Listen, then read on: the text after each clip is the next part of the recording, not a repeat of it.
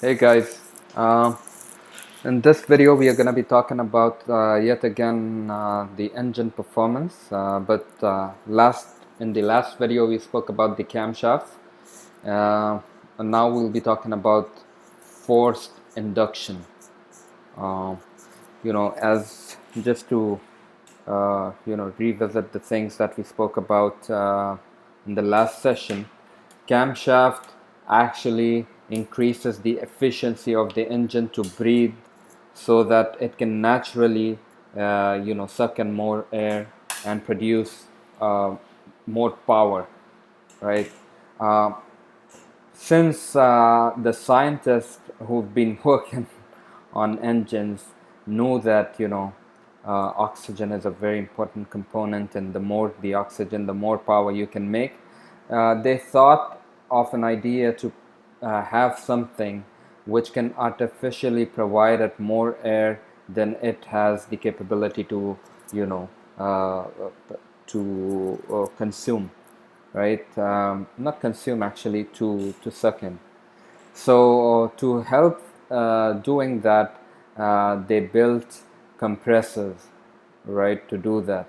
That's why we call it forced induction, because the pressure of these compressors are absolute, and they are greater than the um, pressure inside the engine cylinder, which causes it to be forced upon, because that anything that is greater can dominate and stuff like that. So anyway, we'll get to this right now, but before that I just want to tell you that force induction, many people, they think that they know how it works and how turbochargers work and stuff like that, but there are many details that you would not be knowing about. So I would just request you to give it some time and pay some attention to certain things, which will be very helpful in eliminating so many problems that forced induction guys often face. So okay, let's get to it. We start with the turbocharger, right? Turbocharger um, is hooked onto your exhaust, right at the exhaust manifold, at this area. This is sitting on your exhaust manifold exit, right? So the exhaust gas, that's why they call it turbine exhaust gas inlet, right? The gas enters here, and you see this is in a circular fashion. So what happens is the gas has to go around it and get out. They have made it like a tunnel, that the gas flows in this direction. So there's a constant circular movement inside, constant circular pressure, which causes the turbine wheel, okay, which has blades on them like a fan, to actually, and there's very less gap between the fan blade and the bore of the turbine housing, right? So what happens is that the gas forces the blade to revolve, right? And when that thing revolves, right, it revolves whatever is connected to this shaft, because the shaft is in the center of the blade, of this. The whole thing is called like a cartridge, but this fan revolves the shaft, which in turn revolves this fan here, the wheel, which has many blades, right? So your exhaust is basically uh, revolving, or running this compressor, right? And this compressor, what it does exactly the opposite. It's designed in the opposite way, that the air enters from here, okay? In this air entered from here, exited from here. In this, the air enters from here and exits from here, right? So the air goes in. This is designed in such a way to not only send the air here, but also to compress it while it does so. How it does that is that you might have noticed on turbos that your at one portion the tubing is wider than the other, right?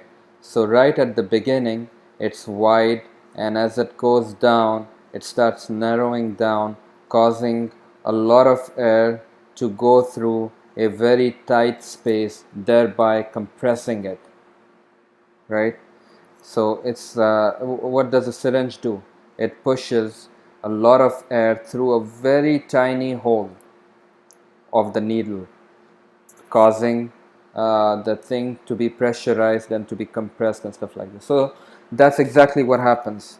So this thing is constantly sucking in air and compressing it and giving it out from here. As simple as that. So you have great pressure here, which is then passed on to the intake tank, the intake manifold. Your intake tank is now filled with pressure, just exactly like how a compressor tank is. But compressor tank goes up to 120 psi. I don't know how many psi it goes up to before it switches off. So but this one, make sure your system is like, let's say 10 to 20 psi. On stock engines it's like almost like 10 psi always. Some also have like 7 psi and stuff like that. So you always have positive pressure. As soon as your valve opens, you know yeah, it's just gonna make itself, it's not gonna worry so much about the turbulence. Turbulence pressure is not, nothing is gonna affect it so much. It's gonna make its way into the cylinder. There are some things that help later on. I mean, we don't want to get into it, but this is because the pressure is great. That's why when you have people running very high boost, that means very high pressure, intake design and all that don't really matter that much, don't really matter so much, because it's gonna really make its way in, because the pressure is so great. It's gonna make its way in through any uh, opening that it sees. So this is how a turbocharger works, right? The objective is to give more of the volume has increased, plus the pressure has increased. Okay, there are two things that are increasing. Okay, there's so much, so like it's enough for you to understand now that, because if I went into the pressure and volume and all, it's gonna be another ball game. So there's a lot of, so this is why I don't want to get into what is, maybe I should do another video difference between smaller turbos and bigger turbos, and how smaller, why should you go for bigger turbos and so on. That's all another. But for us to be to just go through these things right now, I think this much of information should be enough. Okay, although I think it may be necessary, because for you to tune and stuff you should be knowing these things, but let's it's gonna be a very long video, so let's keep it for some other time. So this is basically how your thing happens, so it's quite clear, right? Now what happens is that when a turbocharger, right, charges the air, that means it compresses the air. It's known in physics that when the air is compressed, it becomes hot, it becomes super hot. And there's another law which says that when the air becomes hot, the more hot it becomes, the less dense it gets. Dense density means thickness, that the although it would be pushing a lot of air, but it will not be as strong, it will not be so much filled with life, filled with oxygen that can be combusted. you know it will be uh, like half burnt air, which will not give us so big results, right? So in order to overcome that, they have thought about it, and when they saw that the intake temperature was going very high, they introduced something called an intercooler, right? Intercooler is like 100% like a radiator, except that instead of water flowing through it, you know air is actually flowing through it, right? And the tubing size might be different and stuff, to best suit the air cooling and all that stuff. So the same philosophy goes, through this. When the air hits this, rushes and goes through the fins and goes out and all, it cools down the charge. Yeah, so um, the intercooler does a very good job. Okay, the temperature here actually reaches very, very high. Yeah, it can go up to almost 100 degrees Celsius in this area, right?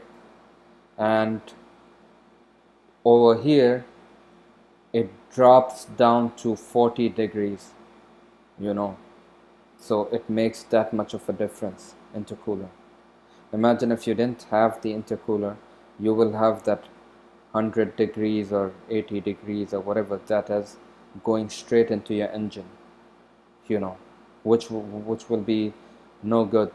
It will not have enough combustibles to give you that power, right? Also, there's another thing, that the more hot your intake gets, the more hot your combustion chamber is likely to get, right? Because the heat, when you have hot mixture going in, obviously it's gonna heat up also your combustion chamber. So your EGTs are going to go high. When your EGTs, the EGTs are exhaust gas temperature. Actually, exhaust gas temperature, we don't care about measuring the exhaust gas temperature. I'm gonna discuss all this later on, but it all means like your combustion chamber is gonna go hot. And when your combustion chamber is gonna go hot, it's gonna do all those knocking and pre-ignition and all that stuff, which is bad for your engine. It can actually break your engine, right? So that's the role of intercooler. And intercooler sizing and this and how many cores, I'm not going to discuss all that. You guys are free to make your own decisions, and just take it from there. Okay, next in this flow chart is the blow-off valve, right? So the function of blow-off valve, it has different names. It's called dump valve, recirculation valve, and God knows what. Yeah. So I'm completely against this, but let's not get into this. But yeah, what happens is that your turbo is producing, let's say, 1 bar of boost, which is going through the intercooler and straight to your intake, to your engine, right? So on your intake, you have a gate, which is your throttle, right? Remember when we spoke about it, your throttle has that butterfly, So when the gate is open, the throttle is open, 1 bar of energy is going all the way from here, all the way to the engine, and the engine is sucking it in. It's consuming all that pressure, right? So that's a good thing. It's going constantly. There's a flow running like this constantly. But what happens when you take your foot off suddenly? You are like pushing your car on one bar, then suddenly someone, cuts you or something like that, and you have to take your foot off. So what happens is that this one bar of pressure suddenly it can no more go in this direction, right? So, and pressure wants to escape. Pressure, like I told you, there's this law. Pressure wants to normalize, wants to become the ambient pressure. So it will run looking for to escape in the atmosphere. So it's gonna run back this direction, right? So there's gonna be like some kind of accident, right? You had air coming in from the turbocharger, and now, you know, uh, these guys here, they want to go back, right? From here, and now when they go back, the only way out for them is to go back from here. But this thing is also sucking in, right? But like I told you, now since you let go of your thing, your foot, your turbocharger, your engine power, everything has dropped, so you don't have enough of gas going in to make this, to turn this, revolve this fast enough that the pressure here is greater than the pressure here. The pressure here was already 1 bar, and now since you took your foot off, this is back to like, let's say, 0, right? So it can actually go over this, and since this pressure is greater, the pressure which was rejected, which was rejected entry to the engine, is now running back for its life all the way here, and it forces the turbine, because when it has to go like this, the turbine was, let's say, moving counterclockwise, right? Now it's actually forcing it to rotate clockwise. That's when you hear the fluttering, yeah, which we love to hear, right? And then it goes out, yeah. So some wise guys, let me criticize these wise guys, because I hate people talking without any facts from the lab, and I don't care if you want to put your comments, calling me a jerk or whatever, but yeah, please put down your facts. I want to see lab results. Don't give me theories. They want to say that, oh, all when this happens, because in theory it sounds like that when this pressure is so great, and it's gonna go like that, and it will cause the thing, so the shaft will get like kind of a knock, and the shaft is gonna break, or the shaft is gonna bend, or the fins are gonna, yeah, you know what, that sounds good in theory, but in reality this is not so fragile, baby. This is not gonna just break like that. Don't think that this 1 bar of unwanted pressure is actually gonna break this, causing it to go reverse and all. No. People have driven turbochargers for 25 years. The same turbocharger. Go on YouTube, you can find them. Nothing breaks, right? And some other idiots, they want to say that it helps you spool back again and spool back again and whatnot. Bring us the facts. Bring us some circuit racing, whatever thing to show us that your time dropped, and anyway, 2 laps don't match, so it might be possible that after eliminating blow-off valves, you might see that the lap was better, so don't come up with all these things, don't say something that you're gonna break a turbo. If you did not break a turbo, don't say that you are gonna break a turbo because I broke it. Yeah, then you have all the rights to say that don't do this because I broke a turbo. But don't just go with the hearsay. Don't just go with the theory because it pleases you. Yeah, because there are many parameters, which affect things. So it does not break nothing. We have ran, hundreds of cars without blow-off valves. I mean, at least we have seen them around and stuff like that. Not one case of turbocharger failing. And I know guys, and I can name them, they have had the best blow off valve and the turbo would still break. You know, there are turbochargers which we just installed fresh, new from the thing. We just unboxed it, installed it, and it was broken. It happened 2 or 3 times. There were turbochargers brand new which would not spin in the beginning, when it was idling and stuff like that, and then it started to, so many things like that, but never once that because no blow off valve and the thing broke and the thing this happened and the thing that happened, and that's all bull. So much so for the blow off valve. So blow off valve is basically, it has a vacuum line for reference, right? So when it sees that the pressure of the intake suddenly drops, right, that's when it opens this vent when this is greater, and that's some calculation it has like that. So it also has some spring for different settings, right? If you want to go higher boost and stuff like that. I don't know much also about blow off valve, and I really would never want to care to know, and because it's a turbocharged cars, it's very important for us to hear the flutter. We want people to hear the flutter also.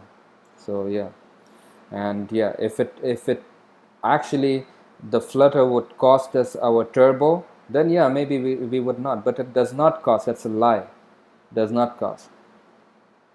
Anyway, so yeah, so this thing flows here, right, and gives you enough of boost in your intake to richen your then the computer injects more fuel, and you have a very dense a big volume of air inside your engine.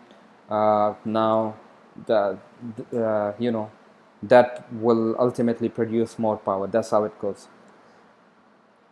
Now looking at it from the exhaust side, right?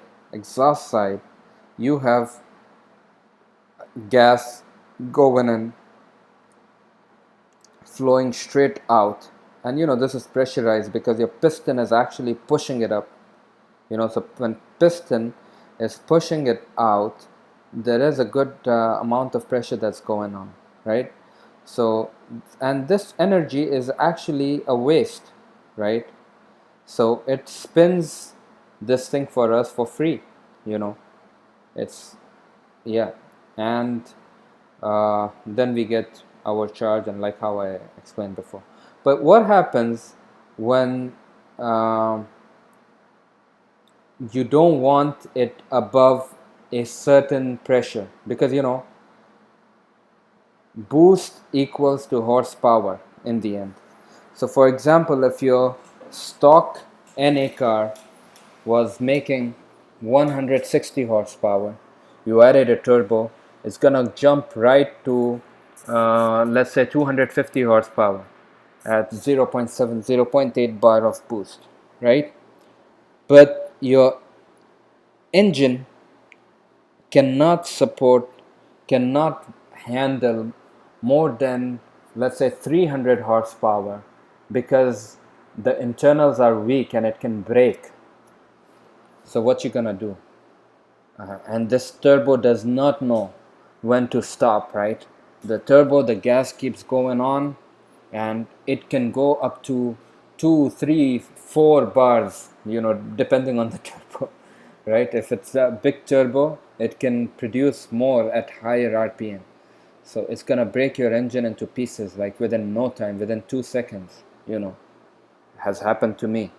So to avoid that, or to control this, there is a thing called waste gate, which means a gate that can waste your gas flow, right?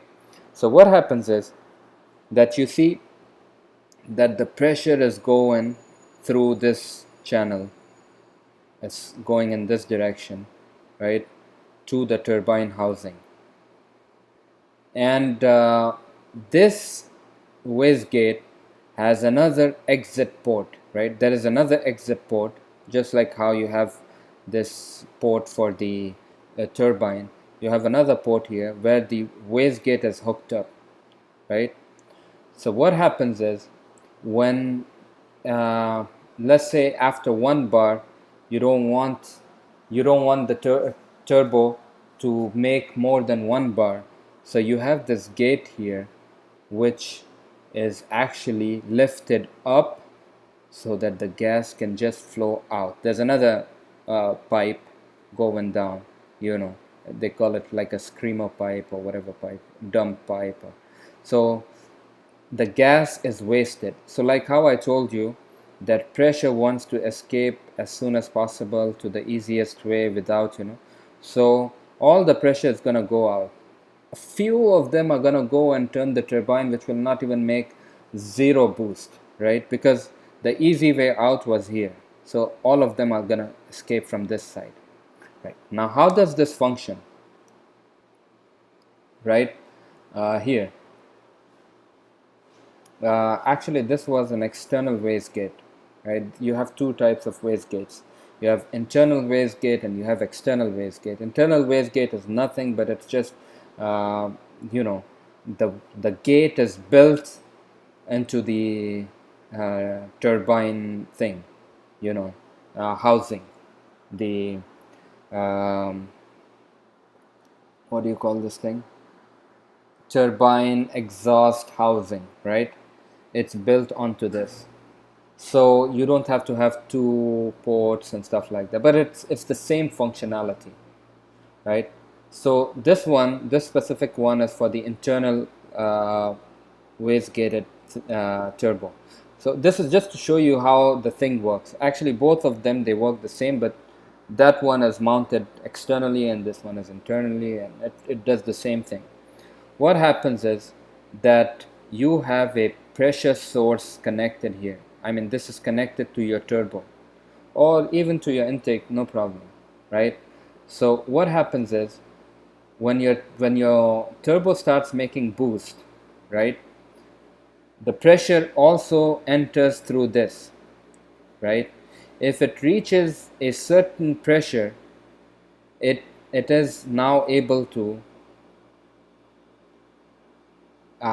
okay, before that, there's the spring here, yeah? The spring can withstand 1 bar of pressure. That means this spring will not be loaded, will not be forced down till you reach 1 bar of pressure, right? It's that strong. Or whatever pressure, like 0.5, 0.7, whatever you like, right? Based on the factory settings or based on what you have chosen. So this spring needs 1 bar of pressure, let's say. So when the boost here goes and fills this area, right? This is all sealed chamber, you see, and there's like a diaphragm on top. Diaphragm is like a is like a is like a, what can you say, like a rubber, um, almost like a piston which can push up and down. So what it does is, when you have 1 bar of boost here, it can actually push the spring down and push this rod, this lever down also, right? And this lever is connected to the gate, right? So when it moves in this direction forwards, what it does is it opens the gate. That's it. When it opens the gate and the pressure is released, and then it goes below 1 bar, and then again there is not enough pressure here, so the spring goes back, and then again it builds pressure, and then so this like a constant loop which keeps happening, opening, closing to maintain that 1 bar, right? And you have your 1 bar then. So this is how basically a turbocharger works. Okay. Next, like how when we spoke about that, how you maintain your boost and stuff like that, many of turbo, so many turbo guys and all, they wanna increase the boost, right? So I'm just gonna talk about the manual boost controller. Maybe the electronic boost controller, we're gonna discuss that later on. But manual boost controller, we can know it now. Since we know the whole system, how it works, we can very quickly know that, you see, this is the source of boost, right, for the reference. So the boost goes in this and used to go in that diaphragm, and when it loads 1 bar, it pushes down the thing. So a quick cheat, is to install this boost controller. If you wanted to make it 1.5 bar, what you're gonna do is install this boost controller, and it has this dial which allows you to adjust, right? There's a specific way how you have to install, and there are many things which we're going to discuss maybe later on. So this dial, when you rotate it clockwise or anti-clockwise, it opens or closes. So what it does is it reduces the amount of um, charge, going into your wastegate actuator, right? It can do it either by, shutting this down like a valve, or by releasing some of the air in the atmosphere, by leaking some of the things. So, 1 bar, when it goes here, it only becomes 0.7. So the spring is still waiting for 1 bar. So your actual 1 bar becomes 0.7. So your 1.5 becomes 1 bar, for example. So that's how you gain more boost. So that's like a quick cheat. And electronic boost controllers are also, similar in functionality, but the way they work is different. How they work is different. We're going to discuss all that later on. Okay, now since we know all that, we can discuss superchargers real quick. You know, Personally, not a fan of supercharger, and yeah, here we can discuss the key difference between a supercharger. Okay, supercharger, first thing, how it functions is that turbo, runs on exhaust. This one is belt driven, right? So you have a belt here, and when this revolves, these two, what do they call them? They call them screw something, whatever. These are like fans also, right? They are blades and stuff. So your fresh air is coming from here, right? Your fresh air comes through this, and then this thing actually compresses it. You can also call this a compressor. This is also a compressor. So it compresses it, right? And then it goes down straight to the intake. Some of them, they have a water to air intercooler, which is very nicely arranged down, you know. So what's a water to air intercooler? I think we did not discuss it. Let's not discuss it also, because it's gonna be another lengthy thing. But it's like a cooler thing. And after that, the charged air enters your intake directly. This is mostly, it's like for V8s, it's a very good, arrangement, because V8, they have the intake in the center, and that spot is like empty, so you can have this sitting right on top, so it's all compact, and then this one goes right on top of so it has a very nice arrangement for V8s, yeah, and it makes it a very good power and stuff like that. Now, what's the difference between turbocharger and this, or what are the pros and cons and stuff like that? So let's start with praising this guy here first, because this is the enemy, for JDM guys. They're mostly turbo inclined. So let's give him, what he deserves first, and talk about it. So the best thing about the supercharger is that you have zero lag. You have no lag, and that is because it's belt driven, right? So it's gonna boost right then and there. Whereas in turbo, at low RPM, this is waste energy, right? So there's a saying, beggars can't be choosers. So we get very less of pressure. At idle there is no pressure. At 1000 RPM there is very less pressure. 2000 RPM there is very less gases going through this. So we are actually impotent till it reaches a certain RPM and there is a certain amount of pressure that it develops, and then this thing comes into play. So supercharger is like NA, you have pressure right from there. Okay. Another thing is, okay, that's the first advantage, right? Another advantage is that in turbocharger, like you can see that this completely heats up. It almost like starts glowing, right? So what's going to happen? The heat is obviously going to be absorbed also by your turbine, right? The compressor wheel. So, we don't want heat, like how I said. And then the heat is going to go here, and, some of the heat is going to transfer. So, nothing like that is happening here, right? Another bad thing about a turbocharger is that, you know, it has this oil lines and water line and god knows what lines, right? All that stuff is required by that, but on a supercharger you don't need that, right? So it's all good. Another problem with turbocharger is it heats up because the oil line is connected straight in between them on the cartridge. It's actually to feed the exhaust turbine. Also the thing, but the exhaust turbine is what is running on fire, so it's gonna heat up your oil, you know so that oil is gonna go also to your engine, so it heats up your engine oil also. So I don't know how much it does, but it does. But here you don't have any of that drama. Okay, so that's all I can say for this supercharger. And supercharger, you don't need no wastegate, and you don't need that. You have your pulley size to produce a specific. It's like a gearing thing, yeah. So it can only produce a specific amount of boost. It can never overboost supercharger.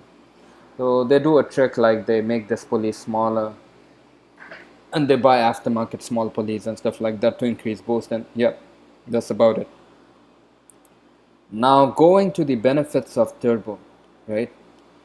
Turbo, number one benefit is supercharger is, imagine like driving with your AC compressor on. You know how much the AC compressor consumes your energy? This consumes much more than that, right? So it is consuming a lot of energy from your car to give you back. So let's say I had a 2-liter engine in my car, right? Now I upgraded it to 3-liter engine. Obviously I got a lot of power, but at the same time I have these two big guys, weighing maybe like 150 kg each, traveling with me 24/7 because they gave me that 3-liter engine. It's like that. So I'm still making a lot more power than 2-liter, but I wish I could make more if I could kick these guys out, So yeah, so superchargers make, obviously otherwise nobody's gonna hook them up to their engines. They make a lot of power, but they take your power to give you back, more power, something like that. So it's one air pump driving another air pump, something like that, So that's a drawback. So your engine is consuming more, and also when you are driving like a normal drive, even then you are consuming more energy. That means ultimately it's more gas, you know, because your supercharger is, going around.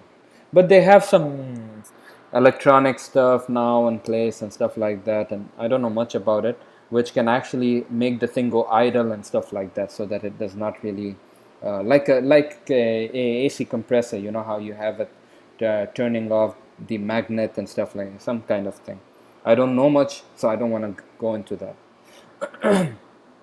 So that's one advantage that turbocharger has, that you know um, Another thing is turbocharger works completely free of charge, yeah.